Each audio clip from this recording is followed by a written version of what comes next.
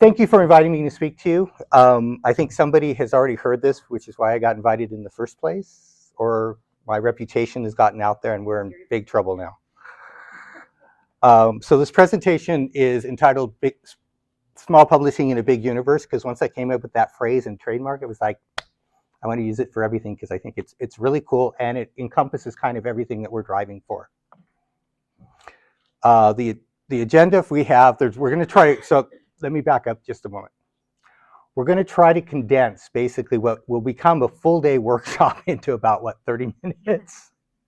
So if I start talking too fast, somebody flag me down and I will slow down. But we are going to have to ask that you hold your questions to the very end so we can get through the entire presentation. We are staying here locally tonight, so I'm more than happy to stay afterwards for as long as you like to answer your questions. So things that we're going to talk about during this presentation is I'm going to do a quick introduction of who I am and our small publishing efforts and all of that. We're going to talk about what do we mean by small publishing. We're going to, after having done this a few times, some people have asked, let's add to this some myths and truths about being a writer and about the publishing industry, because we're really realizing that a lot of authors, particularly new authors that are new and just getting published for the first time, don't really understand the whole publishing process from start to finish and have some misconceptions about how it all works. Let's put it that way. We're going to do a compare and contrast between traditional publishing, small publishing, and self-publishing. We're going to do an overview of the publishing process, a very high-level overview, but just so you kind of understand how it works from beginning to end. So if somebody comes to you and wants to publish your work, you kind of understand what you're getting into from an end-to-end process. There's a slide that let you kind of know what the publishing industry is really like out there. Getting into bookstores, because this is a discussion I have with almost every author we sign, is how do I get my book into bookstores? So I actually have a whole separate presentation on that, which tells you how complex it is, but I've summarized it in one slide for the purposes of this presentation. We'll talk a little bit about the marketplace challenges that authors face today, particularly independent authors who are not represented by a traditional publishing house or by an agent. We'll talk about the challenges of getting reviews on your work, and if any of you out there have published works, you probably have experienced this. We'll give you kind of a checklist and some guidelines for choosing a small publisher if you want to go that route with your writing career. We're going to do a quick slide on measuring your success, which is, as an author, this is something once you go into it, you kind of need to think about, how do I know that I'm successful as a writer? And it's going to be different for everybody. I realized that I did not add the link to this to the presentation, so I will do that. But back in November, the SFWA published an article from me on this very topic. So if you want more detail, you can go look at that article. It's publicly available on their website.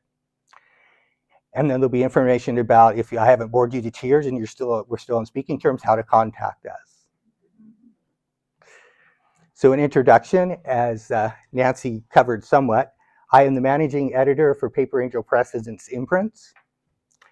I'm a novelist, short story author, and technical writer. The latter is my profession by trade. I've also been a technical publications manager and college instructor, which I told you, that teaching projection voice thing. I have many, many more years in all areas of the publications field than I would care to admit. And then in August of 2021, I decided I didn't have enough to do on top of all of this, so we decided to start producing Small Publishing in a Big Universe podcast. On the table over there, I have business cards and whatever about all of this, so you can pick up after the presentation. Our imprints, just to give you an idea of how it kind of breaks down, because I don't have any brochures here, because they're all in Boston. Paper Angel Press is our general fiction and mysteries imprint. Water Dragon Publishing is speculative fiction, so fantasy, science fiction. Unruly Voices is memoirs, poetry, and self-improvement. This year in April, we are going to be launching 2 new imprints, because again, I'm crazed. We will be launching Graveside Press specifically for horror, and Cupid's Arrow Publishing for romance. There are placeholder websites for these right now, but we are not officially going to open for submissions until April. And then self-publishing in a big universe, we have our podcast, which started it all. And we spun that off into what we call the small publishing in a big universe, the SPBU marketplace, which is both a virtual presence and also a physical presence at many events where we give the opportunity for independent authors to come and have a place to sell their books. If any of you have tried to sell books at events, you've gotten sticker shock at the price of the tables. This is an opportunity for you to do it at a much lower cost, because we'll front the cost of the table and we just divide it up by the number of people who are participating. So we're really trying to, this is our way of supporting the independent writing community. So what is small publishing? Also known as, in some circles, as independent publishing. It's publishing that is not connected to any of the large traditional publishers or the big five, as you may have heard it referred to. It's publishing by very small and sometimes very, very small organizations such as ours, but again, not associated with one of the large traditional publishing. And it is also, small publishing is also self-publishing. That's where you control everything yourself. And we'll go into a little bit more detail about that in a later slide. Small publishing is not publishing by a small imprint of a large publisher. And I don't know how much all of you follow the publishing industry, but sometimes some of the big publishers will snap up and buy a small publishing company and turn it into their own imprint. And at that point, they're not a small publisher anymore because they're beholden to the whole corporate infrastructure. Small publishing is also not vanity presses. And I've had some discussions with some authors about this, but I'll explain later why I believe that this is true. Now, you're certainly free to have your own opinions about these things, but this is my stance on kind of where it breaks down between the two. So let's start with some myths and truths. Can everybody hear me okay? I'm trying not to lean too close to the microphone because it's kind of like about being a writer. And one of the things that I've kind of set as a goal for the SPBU, Small Publishing in Big Universe brand, and the webinars when we start launching those next year, is I'm not going to sugarcoat stuff. I believe in your dreams, and I believe, yes, let's shoot for the moon, but there's some real realities about the publishing industry that writers need to be aware of. I'm not trying to turn you off of it. I'm not trying to discourage you. I just want you to be informed. So some of the myths are you can make a living wage working solely as a writer. The truth is most writers earn most of their income from writing-related activities, not from book sales. They'll earn it by teaching classes. They'll earn it by working with writing groups. So there's other ways that they will do it. But the sales of their books, unless you're Stephen King or somebody like that, you're probably not going to earn a livable wage just through the sales of your books, unless you're incredibly lucky. There are guaranteed techniques that will help you make your book sell. Now, I don't know how many of you have seen these ads. Sell 75,000 copies of your first book in 1 year kind of stuff. And we'll do it for you for a mere, and then there's, once you drill in, there's a price tag for that. I can promise you, there is no single magic bullet for book sales and promotion other than hard work. There is, in my opinion, there's this whole cottage industry around small book publishing that is designed, to, in my opinion, to separate the writer from their money. And it's all about $350 per shot. If you look at some of these like reviews places and awards and what, you'll notice that by the time you add it up, it's somewhere around $300, $350. Now, some of these can be effective, but most authors don't have the financial wherewithal to do more than 1 or 2 of these. And keep in mind, you've got to hope that that's doing that thing is going to earn you that much in book sales. And the odds are it probably won't. But just something to keep in mind. The third one is really a hard one for people to swallow. There are consistent editorial standards that you can follow.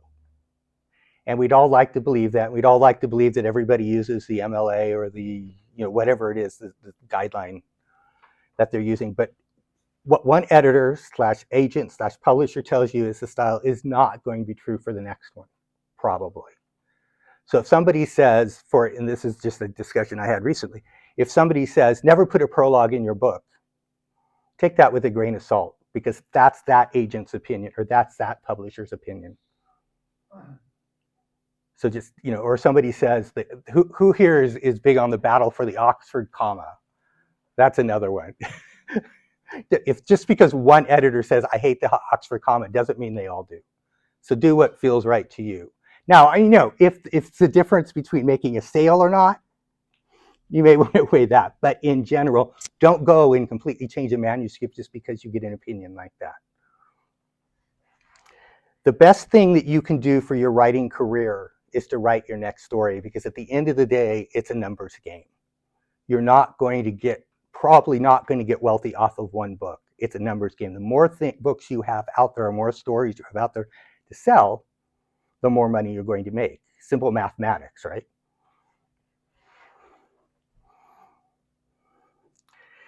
Now let's go into some myths and truths about publishing. Advances. Everybody's probably heard of people getting publishing advances and what that means. Now, just an understanding is, it's like a bonus you get when you sign your book, which is kind of true, but not really. In many cases, the advance is not paid in one lump sum. You get paid at signing, you get paid at delivery of the delivery of the final edits of your manuscript, and then upon publication. So let's make the math easy, because I'm feeling lazy tonight. Let's say you got an advance of $6,000. That means you get $2,000 when you sign the contract. You get $2,000, say 6 months later, when you turn in your edits, and you get the last $2,000 maybe a year later when the book is published. So unless you've got 20 books all in cycle, you can see how that's not a living wage. Even if you break that down into a six-figure advance, which we would all like to get, right? You can see splitting it down across 2 years. That's not, you're not getting enough money at any one milestone to pay the rent and the groceries and so forth. The other thing is, keep in mind that that is an advance against royalties. The publisher is basically saying, we believe that you're going to sell enough books to make at least this amount of money. So you do not earn any money outside of that advance until they've made their money back in sales. So if your book doesn't sell enough copies to earn out, that's all the money you'll ever see for your book. Most books, 80% or more of books never earn out their advances. I've got everybody depressed now, right? I mean, it's still nice to get that nice big check, saying you got that, but just keep in mind, if your book does not earn out in advance, the likelihood that the publisher is going to pick up another book by you is diminished. It's, but it's the book publishing. If for those of you who followed the Penguin, Simon & Schuster lawsuit last year, we all learned that the publishing industry is very much like the television and movie industry. No one is exactly sure what's going to be a hit. They kind of take a chance, throw it up against the wall, and cross their fingers. Book publishing is no different. So a lot of times the publishers don't know what's going to be successful. The other myth is that the publishers will take care of all the promotion and marketing for your book. You are going to be responsible for much of the promotion and marketing of your own book, even through a traditional publisher. Unless you've got some totally topical book that they're convinced that they're going to sell millions of copies on, and they're going to get you on Oprah, that's probably not going to happen. You're going to have to do a lot of legwork. And this is a real surprise to authors. Once their book comes out, they suddenly realize, well, it's not selling. I said, well, have you gone to such and such a convention? Or have you approached the bookstore? Have you? So I always have these conversations with the authors up front. So, I mean, we try to do the best we can. What we provide when we publish a book, we will provide, we provide authors with what I call a press kit, which is a set of digital assets. We provide them with banners for social media. We provide them postcards, business cards, what's called a fact sheet. So you can walk into a bookstore and library and say, here, order my book, and here's all the information you need to be able to order it. Here's the ISBN numbers, here's the price. So you can go in looking like a professional. So we're kind of giving you a leg up from day one, as opposed to you just going, what do I do now? I've got my book. Because people a lot of authors seem to think that just the act of publishing a book generates sales because it's out there. That may have been true 20 years ago, But so many books get published each day anymore because of the whole self-publishing process and Amazon's self-publishing process that there's so much noise out there that to rise above that, you have to do a lot of independent legwork.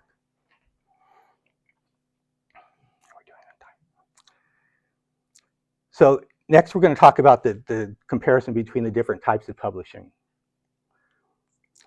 So traditional publishing, or trad publishing as it's sometimes called, is essentially what is referred to as the big five, or it may even be only big four now. It changes depending on how the mergers are working that particular year. But it's basically publishing by the large corporations. It's Simon & Schuster and Penguin, and I can't remember the HarperCollins and all of them. It's also agent-driven. It is almost impossible to get into a large publisher unless you are represented by an agent. So that, we'll talk a little bit about that later, but that extends the whole timeline because you've got to find an agent who then has to market your book to a publisher. We've already talked about how the advance system works. That happens in traditional publishing. It happens rarely in small publishing just because we don't have the budgets to do it. The other thing in traditional publishing is because you are agented, an agent receives a certain percent of your advances and earnings, and that's usually runs about 15%. It can run more, it can run less, but the industry standard is 15%. So something to keep in mind, if you get that $6,000 advance, your agent is getting 15% of that. So something, you know. The other is traditional publishing takes a long time, unless you have something that is extremely topical that they want to get out in the next 30, 60, 90 days. The typical time from submission to publication runs 2 to 3 years. That's a long time to be waiting and telling your family, it's coming real soon now. And it's hard for writers to kind of maintain the interest and enthusiasm and momentum until you reach that end game. So the kind of in-between feels kind of blah, because there's not much happening. It's at the edit. I mean, there's things that are happening. You're getting edited, you're getting to see the cover design, your things like that, but there's nothing you can really show people other than, yeah, it's still coming. Small publishing, on the other hand, is very small organizations and teams, very small budgets, which means, you know, we're not going to buy a Super Bowl ad. We're not going to do a full-page ad in Publishers Weekly. But that, I'm not sure that that is necessarily a huge drawback, because based on the research that we've seen, most readers are not making their buying decisions based on that anyway. Small publishers rarely pay advances, but they tend to pay a much larger royalty share. So going back, the traditional publisher, usually a royalty share per sale per book after you've earned out your advance is somewhere between 5 and 12%. So like for a hardcover, you might make $1 for each one sold. Small publishers tend to be much more flexible in that, because we understand that, you know, we can't do an advance, but on the other hand, and we know you're doing a lot of the legwork promotional wise, so you'll tend to get a higher percentage because there's not that upfront risk. As an example, we usually do a 50-50 split with our authors. Not all of them do, but that's kind of what you want to look for when you're looking for a small publisher. That's kind of the baseline. We may tweak that depending on how much you're, as they say, bringing to the table. You know, if you've got 4 other books and you've got all these, you know, contacts in Hollywood, we might bump that up a little bit because we kind of have a higher guarantee that you're going to sell more. Or if you're like, I don't do social media, and we know you're not going to put a lot of effort into marketing, we might do less. But in general, small publishing is usually around 50%, split down the middle. Small publishers accept direct submissions from authors, which means you send it directly to them and you will get a response in time. I say that because we got bit by this as well. We normally try to respond in 30 to 90 days, 30 days for short stories, 90 days for novels. But during the pandemic, everyone who just thought they could write a novel did and decided to submit them. So all of us small publishers were just inundated. So don't feel bad if it takes 6 to 12 months to get a response. It's perfectly okay after 6 months to query them and say, you know, am I still in the running? But don't take it as a bad sign if it takes that long anymore, because I am still working through a backlog from the stuff that was submitted in 2022. I mean, we've got it all under contract now, but it won't be published till this year, just because we couldn't. The turnaround time between submission and publication for a small publisher can be very fast. We talked about traditional publishing where it's years. For a small publisher, it can be months. We did one book in 5 weeks, and I'm never going to do that again. But it is possible. You know, if we can get the stars to align and get the resources we need to do it, we can turn stuff around that fast. Usually it's about 2 months from signing to publication. But yeah, we did it once, and no, not doing that again. It was a special case. But being a small publisher, you have that kind of flexibility. You don't have to get approval from, you know, the VP of marketing or whatever. There's one of our authors posted. I just want to make sure I have a little pop-up. I want to make sure it wasn't showing on the screen. This was happened a year or so ago, that they were going to be at an event, and we were talking about how they were going to promote it, and it was like, well, what if we did the special promotion on the website and did this, that. I don't remember exactly what it was we were discussing, but it was like 11:30 at night, and we were having this conversation, and the event started like in 2 days. And I said, well, let's do it and set it up. And we had it up and running by midnight. Because we're a small press, we have a small team, and we can be that flexible to do things very, very quickly if we need to. Now, this actually comes up a lot of people who are, I want to self-publish my book, which is fine. That's a totally legitimate way to publish your book. Mostly I bring these issues up because many authors don't have the complete skill set to do everything to publish a book themselves, and may not even be aware that the small publishing option is available. So this is this is what a small publisher can bring to you and assist you. So with a small publisher, you have variable creative control over your work. The editor may say, well, you need to change this, you need to update that. That cover design you have isn't going to really work from a marketing perspective. Now, as the author, you're perfectly, able to push back or decide that this isn't the publisher for you. But let me give you a very specific example. There was one author who did their own covers, and they had all these blurbs and text, like the best book since blah, blah, blah, blah, blah, and on the front cover. Now, keep in mind that most people are seeing these covers on Amazon this big, as you might also enjoy. You can't read that text. You need a graphic that just, the image alone is going to catch their attention, because they can't read the text until they click through. For small publishing, there are no or few costs to the authors. And this leads to a statement I want to really impress on you. I don't know how many of you are familiar with the writer Harlan Ellison, but one of his big things is money flows to the writer. If the publisher is asking you for money to do anything, you want to think twice about using them. The money should. Now, there may be special cases where that may not be true. I can't think of one off the top of my head where we've had one, but I know there are some publishers, small publishers out there that they call them hybrid publishers. They veer into vanity presses, but they're not.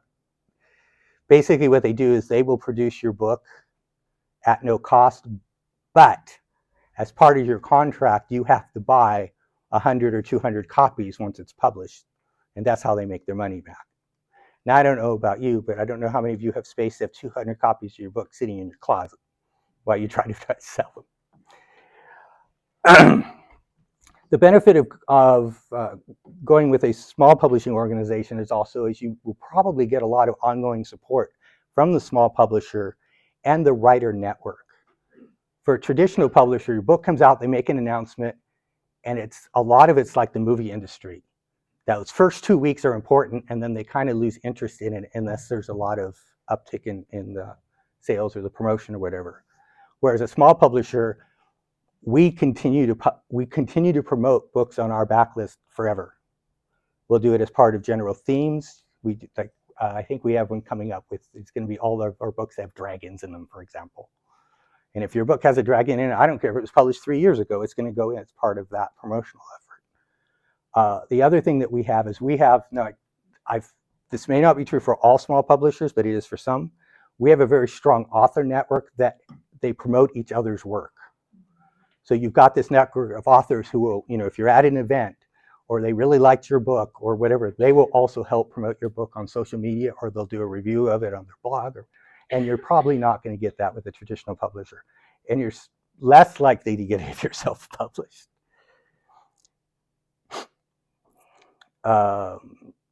With small publishing, the author receives a share of the sales profits. We already talked about that in terms of, instead of royalties, you get it out of each copy sold, you get a certain percentage. And with small publishing, the publisher, which is also true for the traditional publisher, manages all of the accounting for you in terms of sales and sales tax and all of that stuff. And you just, at the end of January, you get a 1099 MISC form that says, okay, here's what the royalties you received last year. Make sure you give this to your tax person or file this in TurboTax or however you do it. You don't have to.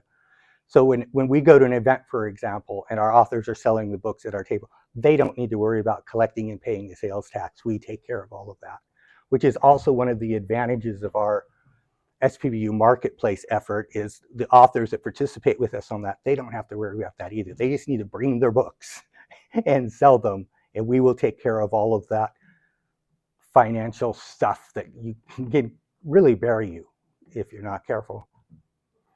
Now with self-publishing, you have full creative control. And for some people, this is incredibly important. So this may be the route you want to take.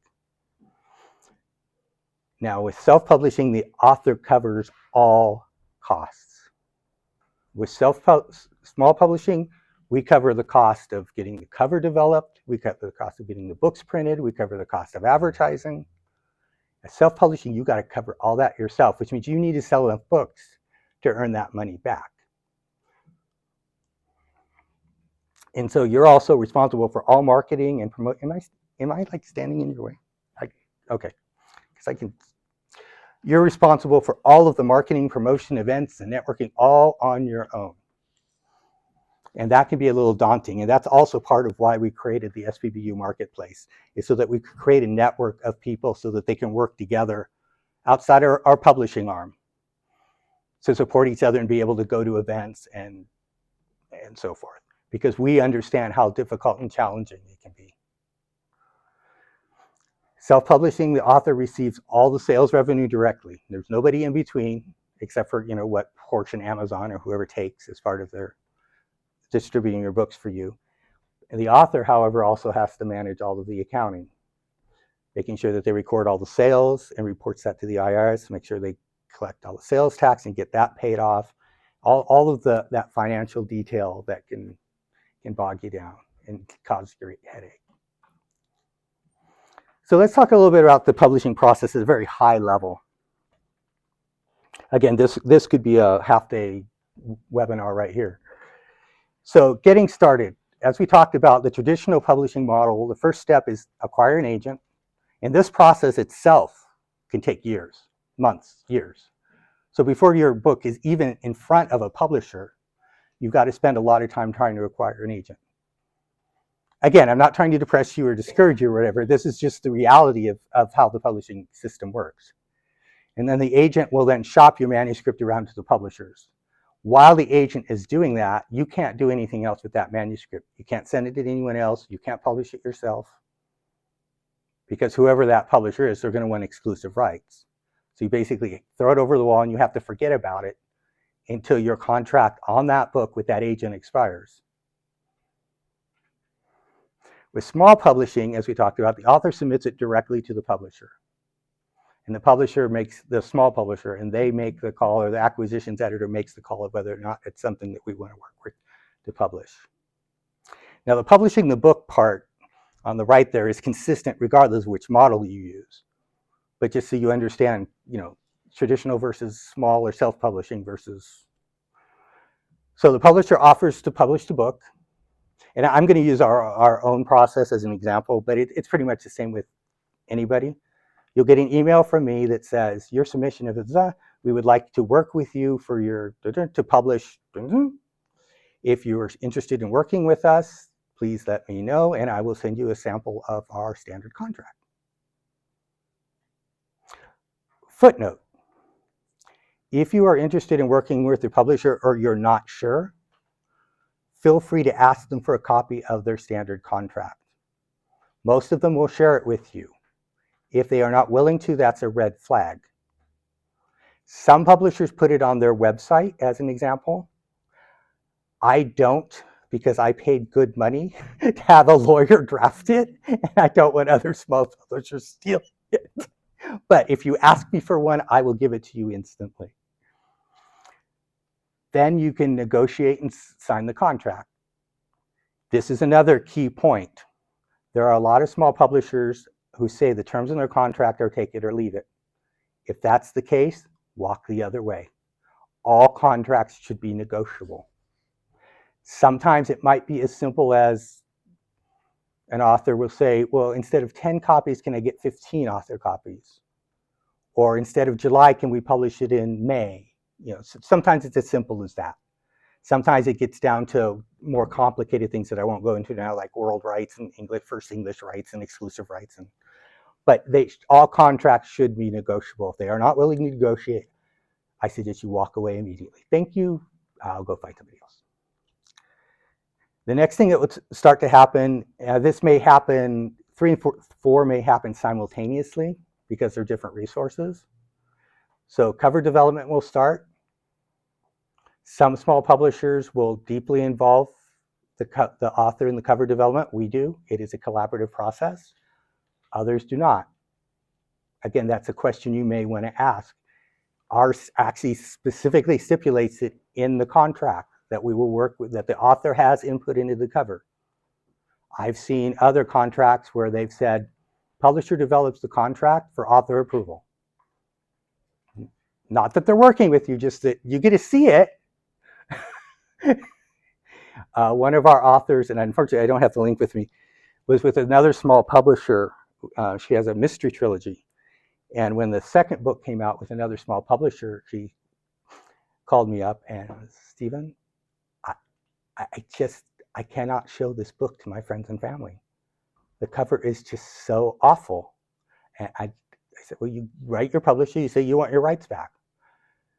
And then she published with us, and then she was, if I had the link, she actually has it posted. She names names on her blog because she was so mad. But just something to be aware of if you're looking at a small publishing contract is how they work with the cover. The author will then receive editorial changes. Again, this is, kind of have an eye to it. Do you agree with them or not? Sometimes they're totally, yeah, you should do it. And sometimes you feel very strongly that you don't want to make those changes, and you may want to consider voiding the contract. We had one author last year who refused to make any changes with the reasoning that I've been working on this book for 10 years, it's fine the way it is. Duration of writing the book is no measure of quality, I'm sorry. So that we immediately rescinded that author's contract. But there are things you can push back on. We were talking about the Oxford comma. There may be, it's entirely possible the editor may misunderstood something you were trying to do in dialogue or structure or style, and hopefully you can have a reasonable conversation around that. So once that whole process is done, the author will receive a set of galleys or proofs for them to review, and that's kind of your last chance to make last final changes. There's not a chance to do another editorial pass. It's just, oops, we all missed that this word is missing here, or we all missed that this word was misspelled. And then, voila, the book is published and it is announced to the world. How are we doing on time? So this is what I like to call Monopoly the Publishing Edition, because this is the reality of the publishing space out there. without going into a lot of details what each of these mean, I just want you to understand that even if you're self-publishing, you don't have a lot of control over all of these things. So every book that gets published has to have an ISBN number. And don't ask me what ISBN means because I can never remember. But if you want it distributed to libraries, bookstores, or whatever, it has to have an ISBN number. There is only one source in the United States to get these, and they are $99 a piece, unless you buy them in bulk. So as a self-publisher, say you want to do a digital edition, a paperback, and a hardcover, that's 3 times 99 before you've done anything else, just to get these numbers so that you can have them registered and available. Print distribution, which means printing and distribution to bookstores, library, whatever. There's now, for retail, the educational market is a little bit different. But for standard retail books, it's basically Ingram or Ingram Spark. That's the only source by which you can get books printed that can be distributed to bookstores, libraries, and so forth. So you're bound by their rules, their costs. Up until about 10 years ago, there used to be more of these distributors, but many of them dropped out of the retail distribution market or just went away. Today, it's basically only Ingram. In terms of online marketplace sales, and I don't think a lot of this is going to become a surprise to anybody in this room. For printed books, it's Amazon and everybody else. 70 plus, and now these figures are a couple years old, but I don't think they're still too off. For printed books, Amazon is 70+% of the market. So that basically leaves the other 30% divided up across Barnes & Noble and everybody else out there. For ebooks, Kindle is 80% or more of the market. Part of this is, I have to give them credit for this. They've made it so easy to buy a Kindle edition with their one click. You don't have to do anything. If you have an Amazon account, you point, click, buy, and it's on your device. You don't have to do anything else, which is all of the other distributors for ebooks, you have to manually load it on your device, which is just one extra step, particularly if you're not particularly technically savvy, that you just don't want to deal with. So they've done a really good job in terms of ease of purchase and use that have helped them get this level of market share.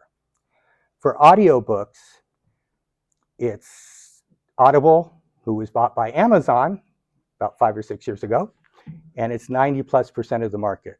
There are other ebook distributors, but it's basically Audible and everybody, Audible/Amazon and everything else.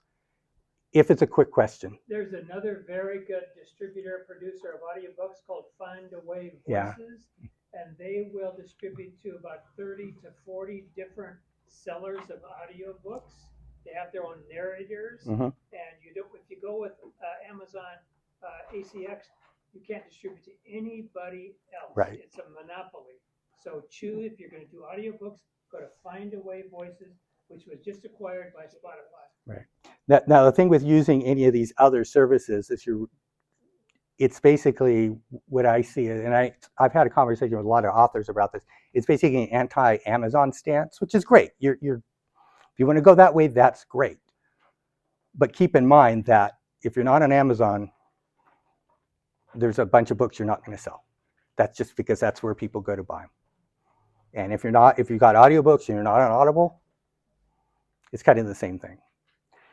And then specifically, I'm going to go into one specific genre level just because it's the middle grade space for middle grade books. Those are the books that are 4th grade to 8th grade-ish. There's Scholastic, and then there's everybody else, because they run the book fairs for the schools. They have those little flyers that they send home and all of that. So it's for that particular genre of books, that reading age group, they've kind of got a tight lock because they're the only ones who are doing the books, the book fairs and so on and so forth. So they kind of have a lock in. Getting into bookstores, the reality. Bookstores determine what get purchased and what gets stocked on their shelves. They want to stock books that will sell and bring readers in the store to buy other merchandise, other books and merchandise, which makes sense. That's a standard retail model, right? Even Kohl's and all those places using, you have some really deeply discounted thing to bring people in the store, and they're like, well, so while I'm here, I'm going to buy a new Keurig and a new, whatever. So from a business standpoint, it makes a certain amount of sense. However, they have limited shelf space. Even the big chains, I don't know how many of you have been in Barnes & Noble lately, devote a considerable amount of their space now to non-books. They've got journals, they've got calendars, they've got toys, so there's less and less space devoted to books, which means they can stock fewer and fewer books. And which books are they going to stock? The ones that are going to sell.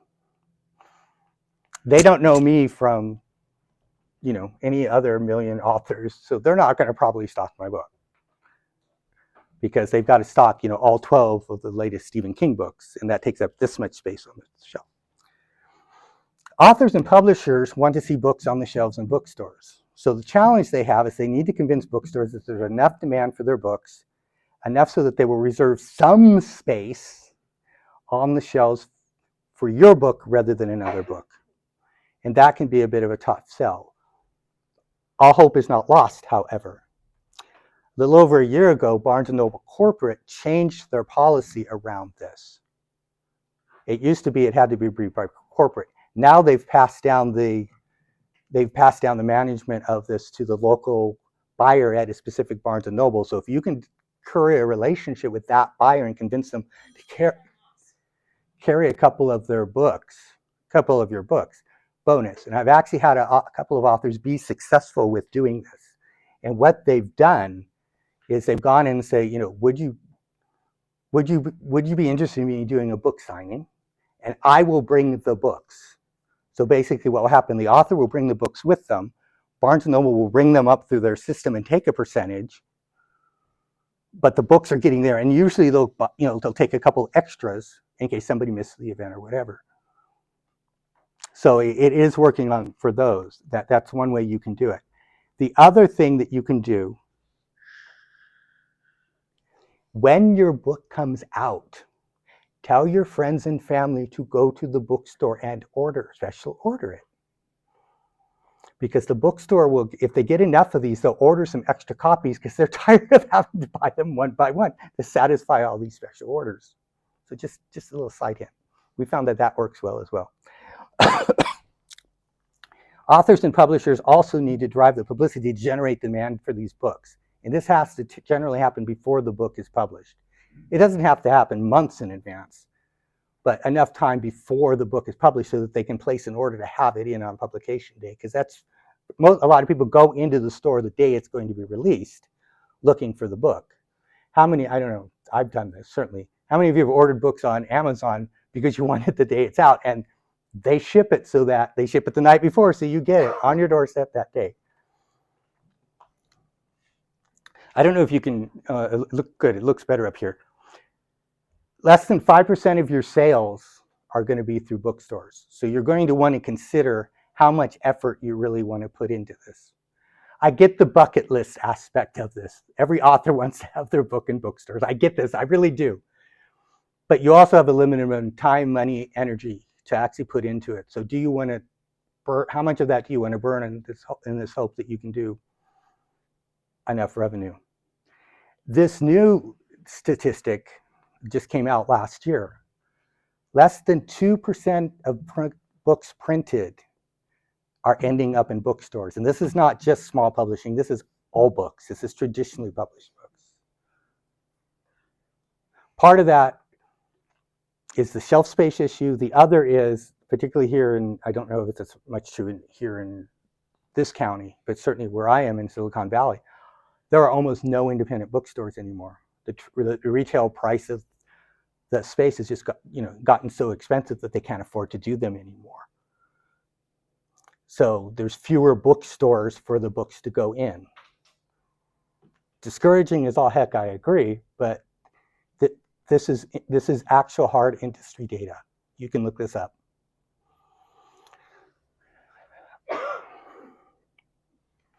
Marketplace challenging. I'm going to kind of race through the rest of this because I think we're actually over time. Pricing. A lot of readers have been accustomed to getting stuff for 99 cents or free. You have to sell a lot of books at 99 cents to make your money back. So one of the things that we're trying to figure out, and I think the whole small publishing industry, is how to get readers to value the work so that they'll pay $4 for it or $5 opposed to just 99 cents or waiting for it to be a free thing on Kindle Unlimited. Events can be prohibitively expensive. What we have found is that events around specific genres, like science fiction conventions, their tables are very reasonably priced. But general events, I don't know what they're thinking. Let me give you a very specific example. We pulled out of doing the LA Times Festival of Books because they wanted $1,200 for a booth. That's a lot of books you got to sell to make that kind of money back. This year they're asking $1,500. An independent author can't afford that. A large publisher can afford it because they, that's pocket change. They probably have client dinners that cost more than that. But that's part of it's a real challenge. It's finding an event that you can afford to have a table, which is part of why we created the SFWA marketplace, to give authors a chance to, they can't afford $500, but they can probably afford $50 to have a part of a table with us. Getting into bookstores and libraries, as I mentioned about bookstores already, is, except on a case-by-case basis, becoming nearly impossible. Libraries, every library system is different based on the city, county, district, state, and they all have, a lot of them use different systems. Some of them order through Ingram. Some of them say, no, it's got to go through this other system that then you have to get qualified for, which is a months-long process. And some of them, in order to get qualified, you have to submit your book 6 months before it's published. Personally, I don't know that that's worthwhile, just because that's 6 months where you're not selling your book and trying to make money on it. You're waiting for some library to make up its mind whether or not they think it's worthwhile to carry a couple copies of your book. However, there's a bright spot to all of this. Getting the digital edition of your book on Overdrive, which is a system that almost all of the libraries use, is pretty easy if you have a digital edition. So you may not be able to get your printed book into the libraries, but getting your digital one available for it is pretty easy and straightforward. I won't go into all of the details, but there is hope. There is a glimmer of hope here. Getting reviews, yeah, it is getting more and more difficult.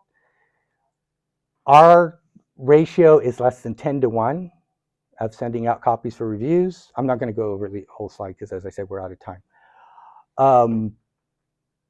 A couple of years ago, we did a survey with readers and said, why don't you post reviews? And we could not get any concrete answers from readers of why they don't do it. I have nothing nice to say. Well, there's certainly that, but when they do, they're still not posting it. I have my own theories as to why, but none of them would kind of cop to it. So it's fascinating. We're also finding that paid review services such as Kirkus, even if you get a good review, is not translating to sales. Apparently it adds credibility if you're trying to get into a library or a school or whatever, but we're not seeing any uptick in terms of actual sales. And one of those reviews is $375. So again, you have to sell a lot of books to make that money back. I'm not saying don't do it, but just choosing a small publisher. Small publishing often gets a bad reputation, mostly because of vanity presses, which is what we call pay to publish. You should not be paying people to publish your book, unless it's some special. There are some cases where it's probably, if you're writing a memoir that you really only want to go to your family and you're not looking at general distribution, okay. But again, the money should flow to the writer. There's a lot of shady practices. There's a website called Writer Beware that if you're not familiar with it, you want to look it up. And she goes into a lot of detail about some of the shady practices to look for in the contracts. A lot of small publishing A lot of them are short-lived businesses and sudden closures. We saw a lot of small publishers spring into being during the pandemic. I think because the threshold of actually doing it and maintaining a business isn't that high, a lot of them are still around. One thing you're going to, and I'm going to just segue real quick over to the other one, a couple of things you're going to want to look at when you're looking at a small publisher is how long have they been in business? Now, granted, maybe they've only been in business a year or two, but they're run by some really big name person. That may outweigh it. But generally, you want somebody who's been in business at least 2 or 3 years. You want to look at the number of titles that they currently have published and how many it looks like they published through each year. There is a small publisher that I was on a panel with at Flights of Foundry. Is everybody familiar with Flights of Foundry? Look it up. It's a free online writers set a workshop over a weekend. I was on the panel, and they've been in business 7 years, and they've just published their 14th book. And I said to myself, with my microphone muted, oh, how cute. We've been in business 8 years, and we have over 100 titles. So 14 titles in 7 years, that means they're only publishing 2 books a year.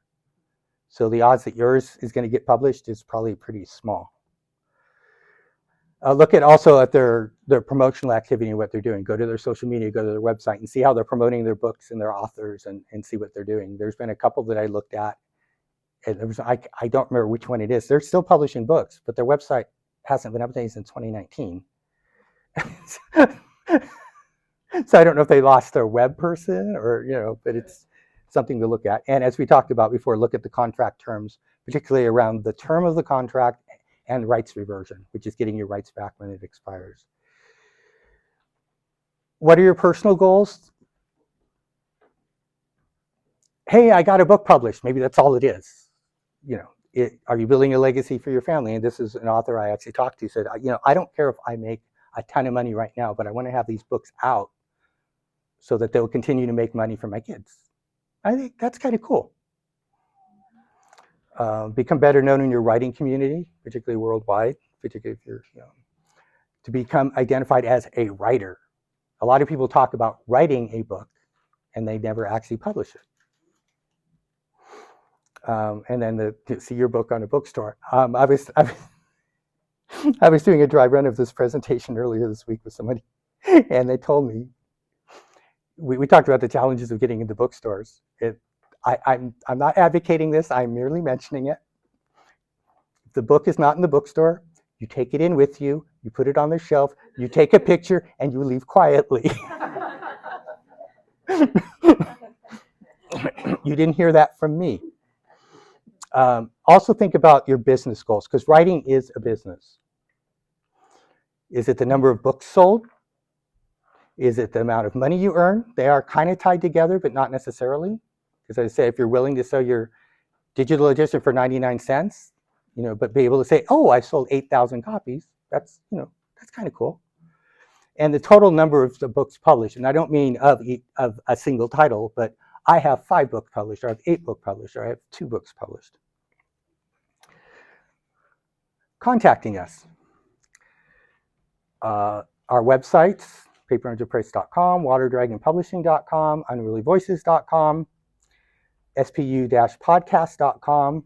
If you want to try to reach us by email, publishing@paperangelpress.com or spbupodcast@gmail.com. You'll also find us on social media on all the usual places. We are not currently active on Twitter for reasons that I won't go into. I have also made this presentation available to you if you want it at sbu-marketplace/resources.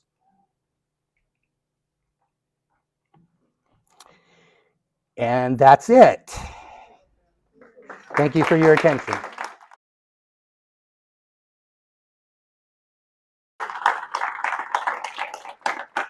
Hopefully that wasn't too fast.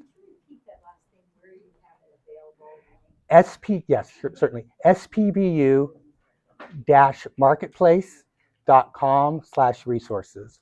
You can also pick up, I have business cards with the over there that you can pick it up. Questions? company self-published, Yes. and you run into all of these problems that you described, does it make any sense to go to small publishing to see if you can go to the next level? I mean, it's certainly an approach. I mean, it will depend on the small publisher if they're willing to do that. Well, would the We- small publisher not be inclined to? It depends on the publisher. We will. Okay. Now, the one thing that we have discovered, because we've done I don't know, maybe a half dozen that fall into that category, is we kind of have to do a renewed marketing push on it, because when you, and I'm not saying you specifically, I'm using the generic editorial you've self-published the first time, you've already sold to your friends and family, right? So you've already got that core of people wrapped up, and most of them aren't going to buy it again. So how do we expand that into other readers? And that's kind of the challenge we have to look at. If you self-publish and you just want the publisher to help you with getting on Amazon and in Kindle, can you narrowly focus just on those goals? Yes, absolutely. I mean, we do print, hardcover, and ebook just because people like to have, and a lot of small publishers don't do hardcover. But for us, it's an additional cover design, which is, so it has the flaps and one ISBN, and I'm buying them 100 at a time, so they're only $5 a piece. So yeah, I hold the hard copies, but I'd like to get it on Amazon. So just wondering if you had that. So the other thing I didn't get a chance to talk about because we ran out of time. One of the things that we're going to launch through SPBU is what I'm calling SPBU Press, which is people who want to self-publish and just kind of need help. They want to have total control, but they can't afford the $99 for each ISBN, whatever. So we will take their stuff and publish it for a share of the sales. Yeah, or help with copyright or ISBN number, that kind of stuff. All that stuff. That's what we're going to try to set up and run by the end of the year, because we know there's a lot of people who can't really do the full self-publishing thing, but they want to have that. They don't want to be aligned with a publisher. You, Yes. Steven. What is the average or typical sale of a novel by a small publisher? So that's a really good question. It's something I had in my notes and I didn't even. The average traditionally published book will need to sell at least 2,000 copies to be considered successful. Most do not. Small publishing, we are thrilled if you do more than 200 copies. So 200 would be. We are thrilled if you do 200 copies. Just because, as I said, we are fighting so much noise, but it's with the right marketing, it isn't hard to hit that number. Does that answer your question? If you're able to sell 200 copies, and there's more of a demand for Yes. does that change your contract, or do you just keep plugging away and keep selling? So how our contract works is it's a 2-year term, and during that 2-year period, that's what it is. We do 2 years because that's enough time to kind of see where the trajectory of the book is going, and also if we determine this just isn't a good working relationship, we just don't renew the contract. So did that answer your question? Yes. Yeah, that doesn't change during. Now, traditional publishing, it does. They will base it based on the number of copies sold, and your royalties actually drop down. But for us, no, you get that 50% up until the end of the term, and we usually don't change it unless you come back and say, I think I deserve 60. And I'm not greedy, so I'll probably say, sure. This might just be, I don't know why everyone's walking around. I don't know either. Everybody just seemed to think it was over. It was weird. Yeah. They have places to be. I apologize as well. It doesn't usually break up like this. I think they thought you were done and there were no time. There was no questions. Well, I said at the beginning that. I know. I don't know why. Okay, that's okay. I'm the program chair, so I think the same way. No, anyway. I have a question, which is, are publishers asking you to kind of prove that you have an audience? That's a good question. A lot of Yeah, a lot of traditional publishers and agents are looking, do you have a platform? How many followers do you have? The thing is, this might work better if I actually use this. We're all still trying to listen. I'm going to break things now, okay?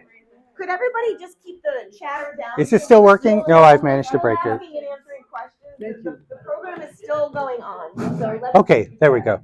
I didn't totally break it. Yeah, look at that. That is a big thing. A lot of the agents and publishers are looking, do you have a platform? Which is kind of strikes me as, for lack of a better term, stupid. Because if you don't have a book published, how do you have a platform? I guess you release it in parts or. I don't know. Well, the thing is a lot of authors will build their platform, although it's happening less than it used to, but they'll do it by, follow me on Twitter, follow me on Instagram for a free blah, blah, blah. And a lot of people that become followers to get that free thing. What is the free thing? Well, it's, a free chapter, a free short story, or a signed something or other. But they're only there for the freebie. And once they get it, they don't share the post. They don't do any of the other promotion.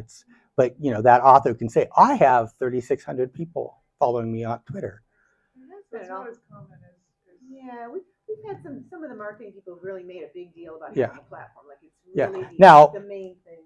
Now, one of the things that I don't know if all small publishers work with, but we will work with you to help you develop that platform. Because once your book is out, you You do need that. you kind of need something to drive people to. One of the things that we have our authors sign is a social media policy, because we want to protect ourselves, and it kind of also is a good gauge of just, behave yourself online or we're going to, drop it.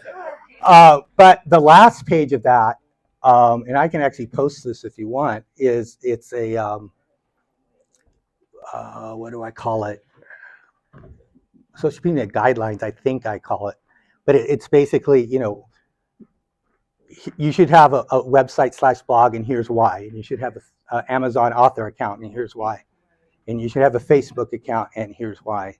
And you can kind of go down the list and determine which ones are which ones you have time to create. But what I recommend to all of the authors is they have at least a base website or blog that they can use as their portal.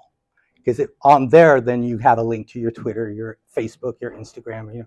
So there's only one place that people need to go to learn about you that you can keep updated. And you can always, I have a new blog post. You can always post that on Facebook as well. But it's, to have just that basic presence. Now, it takes a little technical know-how to do that, but with a platform like Wix, which I'm not a big fan of, or WordPress, you can come up with something pretty decent looking pretty quick. That is expected. Yeah, I mean, so you should you have that before your book is out? I don't know how valuable that is. Once you've got the contract signed, heck yeah. But it just as I said, I recommend that they have it so they can use it as kind of a portal to all of their other stuff. What's your review process like? So say someone wants to get their book published by you, who makes the decision? So depending on the genre, I have different reviewers, and it will go to them and they'll read it and say, yeah, no, or it has these issues, or we just had one that we got in that's a memoir that takes place in South Korea. The first third of it was just mesmerizing, just absolutely. And then it kind of, pardon? Well, it fell into a lot more telling than showing, you know what I'm talking about? So we bounced it back to the author, said, look, the first third is just incredible. You rewrite the second third to make that, we definitely want to talk to you. Sometimes it's just, wow, this is just so good. We want it, and it's just like, there's usually, few manuscripts are perfect, but in general, okay, here's the guideline that 3 of us use. Not all of them, but 3 of us use. If I stop looking for editorial mistakes when I'm reading, because I'm so caught up in the story, it's a winner. Because grammar, punctuation, all that can be fixed. But if I'm so caught up in the story that I'm not paying attention to that, that tells me the story is solid. And that, it may mean a really painful editing process later, because, whatever, maybe you use commas wrong everywhere or something. But it's really, for us, it comes down to the story. Again, going back to Harlan Ellison again, who was one of my favorite writers back when I was in college. Ideas are a dime a dozen. It's the execution that matters. Yeah, David. I tell people that I read book reviews so that I don't have to read the books. Right. This isn't true, but that's what I tell them. One of the review publications I read is the New York Review of Books. Yeah. And recently I saw an ad. It took about a third of a page. It was for a book that seemed to me clearly to be self-published. Okay. It was very polished. Somebody who has money. How much was an ad like that cost, and does it pay off? I honestly don't know. I would have to look for that publication. We're looking at, as part of the the Indie Committee for SFWA, we were looking at doing a full-page ad in Locus. And if you're not in the speculative fiction field, you have no idea what I'm talking about. But we were kind of looking at it for the same reason. I don't remember what they told. I think it was like $950 or something for a full page for that publication. For something like Publishers Weekly, it's not cheap. So it's not clear how many readers buy based on print ads. They might hear of it, and I didn't get a chance to talk to this. The majority of book sales and successes are by word of mouth. So that's why you need the network. That's why you need support. That's why you need writing groups and people who will help promote your book for you. Because the print ads aren't going to be enough. The reviews aren't going to be enough. What about book clubs? I mean, they seem to consume. Book clubs are good if you can get them to read your book. We actually have we actually give a discount to book clubs. If you go to, if you send us a note and say, hey, our book club is interested in reading blah, blah, blah, and we want to buy 20 copies, I'll say, okay, here's a discount code, and we'll have them shipped directly to you. That can be great if something comes out of it. If it just stays in the circle of that 10 people, and they're not telling anybody about it, and they're not writing reviews. Usually they do that. Yeah, but I mean, book clubs would be a. I was going to say something related to that. I don't understand the So- economics of this whole thing. If you're saying 200 books sold, Yeah. and how much are you selling before? I mean, you're talking maybe $4,000? No. Fortunately, I have a couple of friends who give me discounts on cover art because they like me. So I'm not paying thousands of dollars for our book covers. No, I know, but the gross revenue Oh, selling yeah. 200 books, it can't be more than $4,000, $20 a book. Is my math good? I'm not sure more. I'm not You sure. said about selling 200 books Yes. is good if you're going to a small publisher. So what's the math on that, the total revenue? So I look at it in terms of just the physical costs. Just to make back all my costs for editing, cover development, whatever.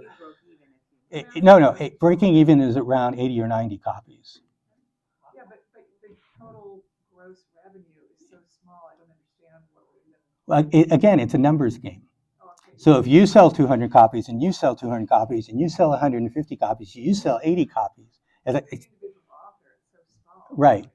But yeah, it's a numbers game. That's why I said the best thing you can do for your writing career is write the next book, because it's a numbers game. Yeah, we have over 100, as I said, we have over 100 books in or books and stories, because we also have this short fiction program called Dragon Gems that we do as well, that we're going to do for the other imprints as well. But yeah, when you multiply it across, You make it up on volume. yeah, you make it up on the total number of books. So not to keep harping on acceptance. No, that's Do you fine. have we accept 75% of the books that are submitted, we accept 20% of the books. The industry standard is about 20%. 20% acceptance rate. And I will tell you that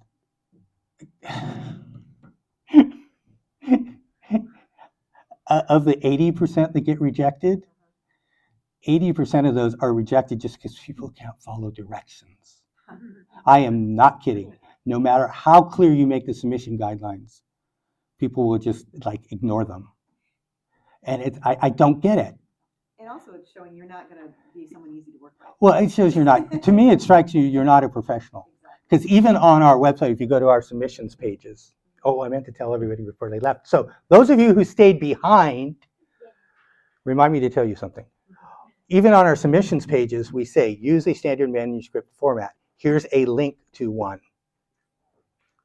How can we make it any more obvious? Oh, Sorry. 2 new members. there we go. What have you published lately? For those of you who remained, we are not going to open, normally we open for submissions February through October. The reason we close in October is so that in December we don't get everybody's NaNoWriMo submissions that have been edited. Very smart. But so we shut down in October so we can finish that set before we all go do Nano. This year we're not opening till April just because I've got this huge backlog. But if you are here and you have something you would like to submit, you can go to our website and the link to the submissions form is still on there. Select by invitation only, and you can submit it before April 1st. Had those people not left early, they would have learned that. You're still recording, are you? I'm cutting off the recording, right? Don't tell me. Yeah, that part got garbled, right? I am sorry. I don't know what possessed everybody to think we were done. I'm boring. I've never, I get it. Never happened before, and I apologize. I'm boring. I get it. Was there a question? No, I'm trying to hear you. Oh, no, I thought that the lady there had a question. Okay. Any other questions? I have questions, but it's SFWA related, so. Sure, okay, go ahead. Well, no, I don't want to take everybody. I don't think. Well, nobody else has a question. Writers in here.